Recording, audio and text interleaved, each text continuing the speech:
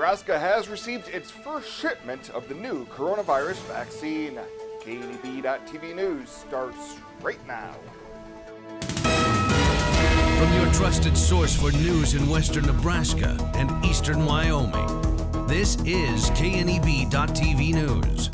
Presented by Platte Valley Companies, premier provider of financial services. Hello, I'm Ryan Murphy. This is KNEB.TV News, powered by Platte Valley Companies. Thanks for joining me.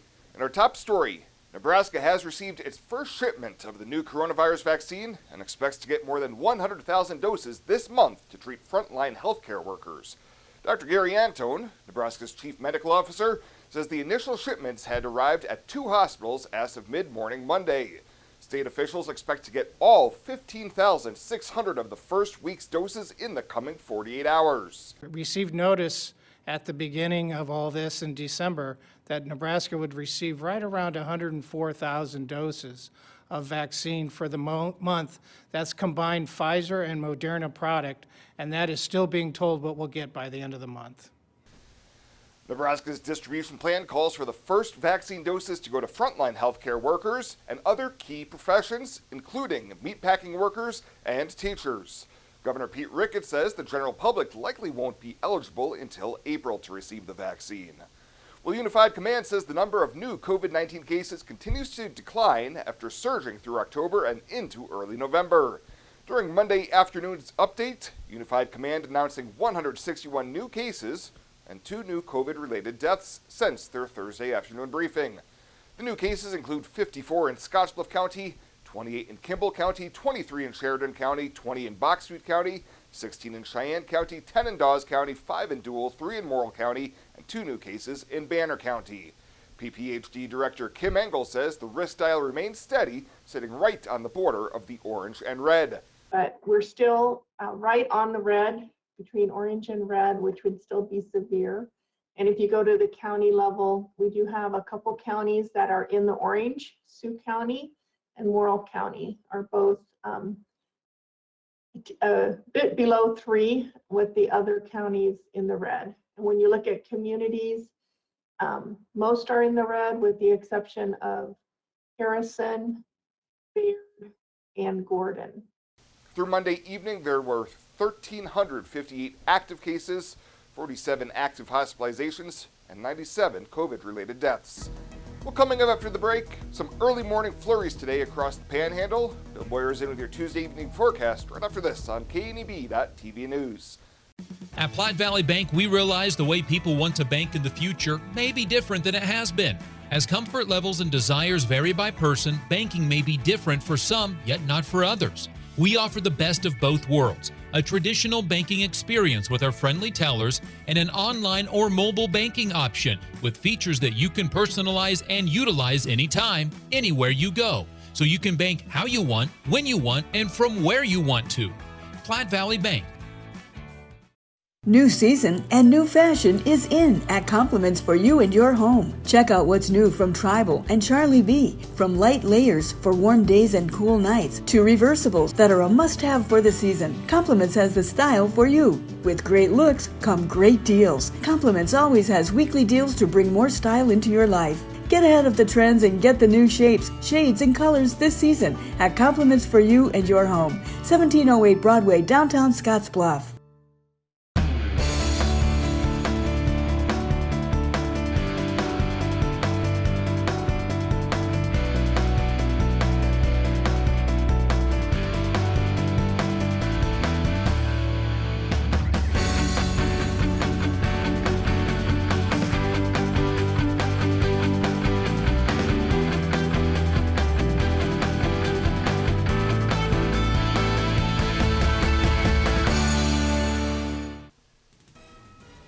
This is KNEB.TV weather from the KNEB Storm Center, your trusted source for weather. Going to be dealing with clear skies tonight to start out the evening. We'll turn a little cloudier as we get towards morning tomorrow, with temperatures falling down into the 30s. It's not going to be as cold tomorrow. Another front system arrives late Thursday into Friday with a few snow showers, and it is going to be breezy to windy at times. That's really about it. It is chilly here across the area right now. Teens and 20s, we can't seem to shake those temperatures out there. Teens, 20s, all across the region. Winds are out of the west-southwest, up in the northern areas, out of the northwest here in our area. Light winds, but enough to drop wind chills down into the teens and low 20s, so certainly a chilly evening out there. Tomorrow we're going to have mostly cloudy skies when you get on the bus tomorrow, heading to school at 26 degrees. We'll make it home, though, and some sunshine, partly cloudy skies, 42 out there, so a little better day tomorrow than what we had out there today.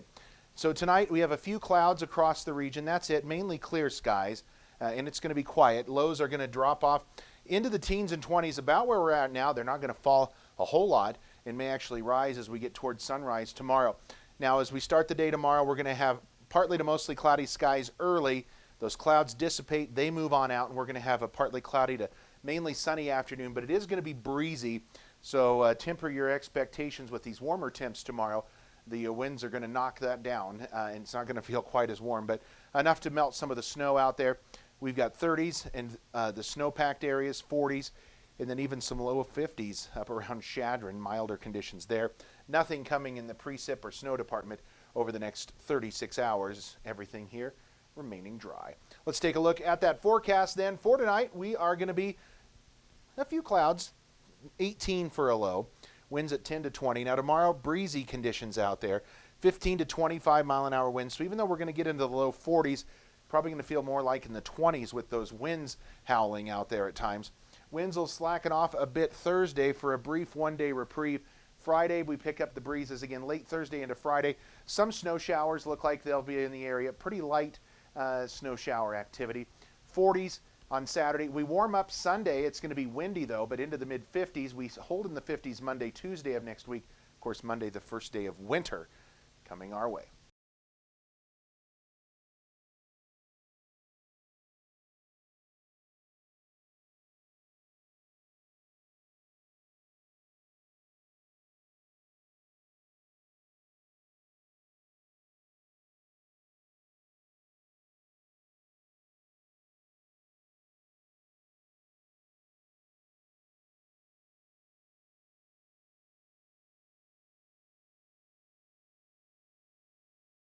Come in and see the many toys at TC and More.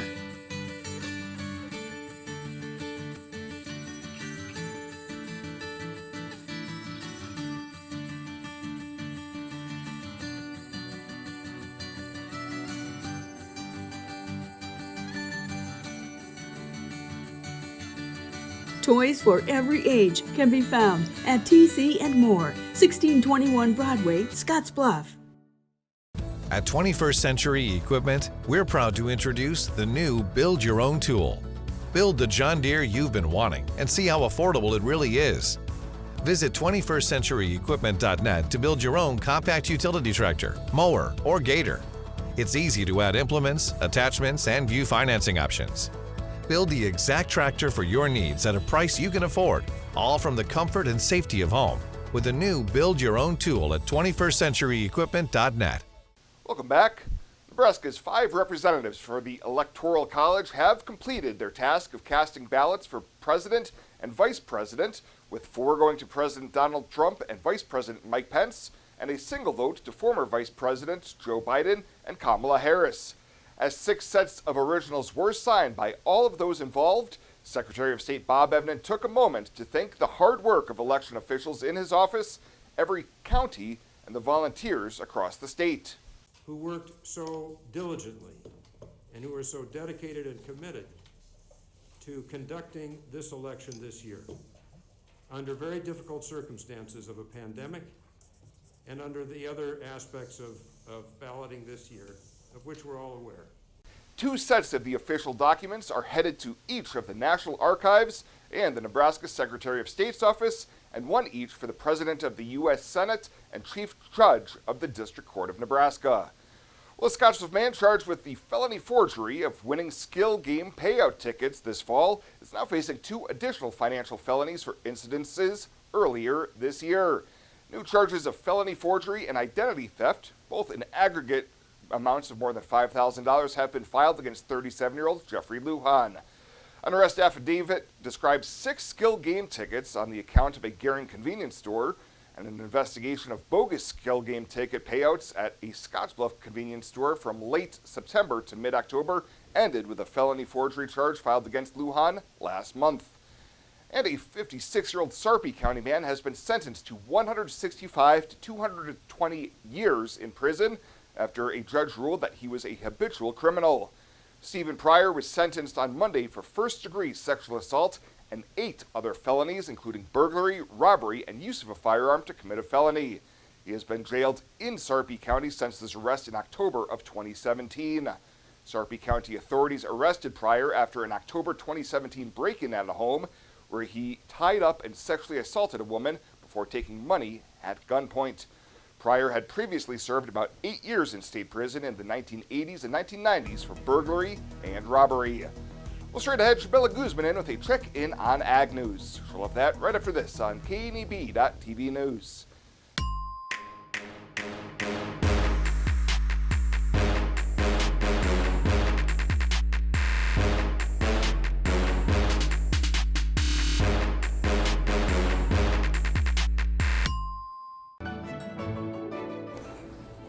This chair is way too big.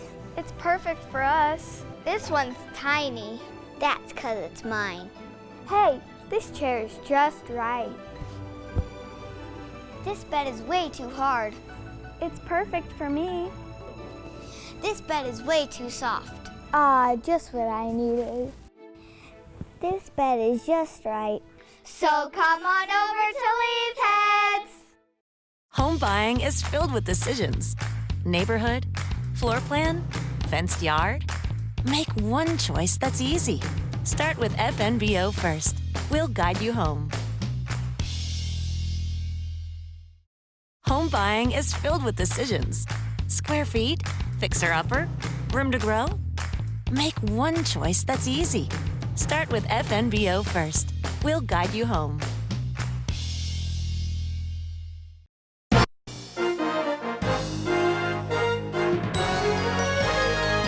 This is KNEB.TV Ag News from the FNBO Ag Desk. FNBO, the great big small bank. Anticipation, apprehension, and gauging what the Biden administration might bring to the table for agriculture was a topic at the Nebraska Farmers Union Convention on December 4th. Rob LaRue, president of the National Farmers Union, says climate and agriculture will play a part in the platform. And when I say a huge part of that, from the Biden administration, at least what they talk right now, it's not about what should agriculture be doing and what can we tell agriculture to do, but making sure that farmers are at the table so that when we talk about carbon markets or we talk about which are the best conservation programs to improve soil health and sequester carbon, when we talk about any number of those kind of climate related things, that farmers are very much at the table. Of course, the runoff for the 2 seats in the Senate will determine some of the course agriculture takes, including on climate change. LaRue says on that topic he is fairly optimistic on how Congress will handle it. They are much more focused on finding common ground. And I think that effort, while it might mean slower paced adaptation, it is at least moving, which is something that it hasn't for many years. And so I think that there is at least an opportunity for bipartisan, bicameral solutions here, because you're seeing, even in agriculture, other groups who are coming to the table now wanting to make sure that we do something sooner rather than later. To strengthen its ongoing efforts to mitigate and adapt to the climate crisis, National Farmers Union announced on Wednesday its new Climate Change Policy Advisory Panel and the panel's 16 family farmer and rancher members, who will inform the organization's climate-related legislative work, educational programming, outreach, and communications. For KNEB.TV News, I'm Chabella Guzman. Small business, you're the engine that makes our communities thrive. That's why we're with you, providing more for you, so you can focus on what matters most.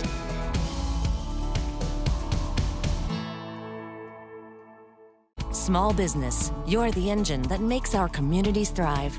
That's why we're with you, providing more for you, so you can earn more, save more, and do more.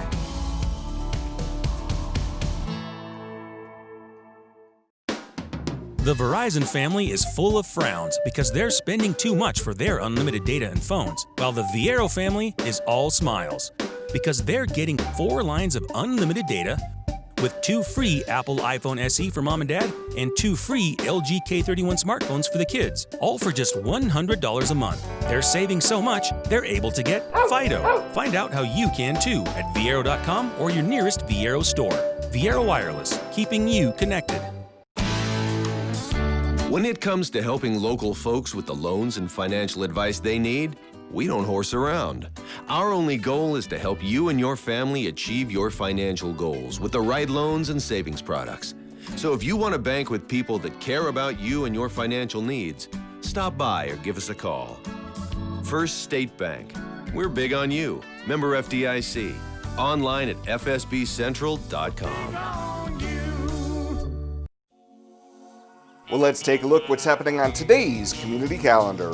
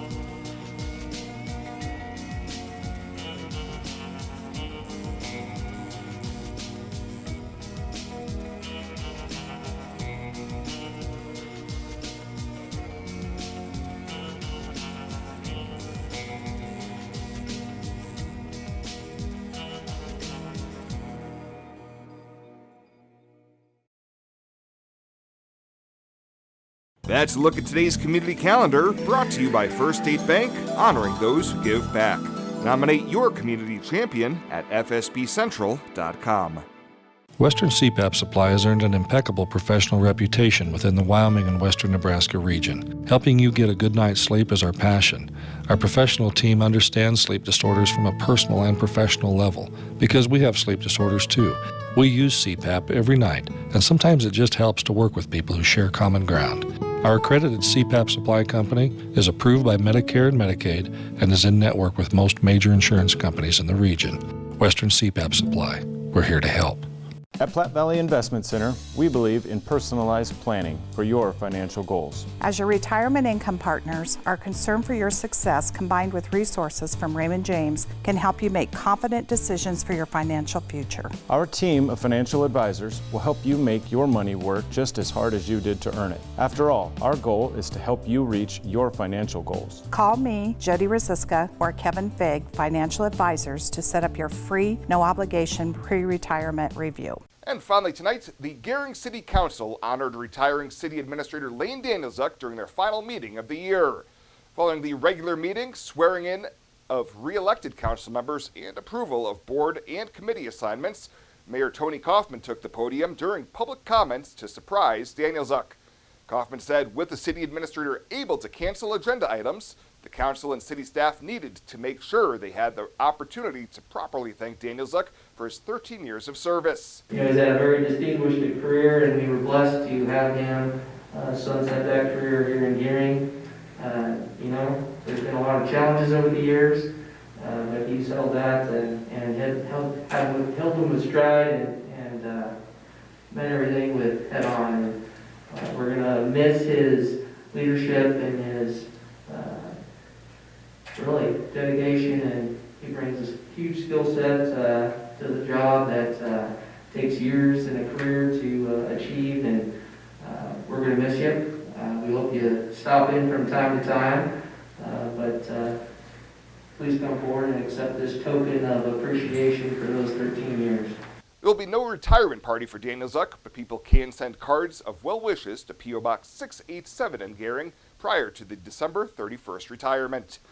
Well, that does it for us this time. Thank you so much for tuning in. Stay safe out there. We'll see you here next time.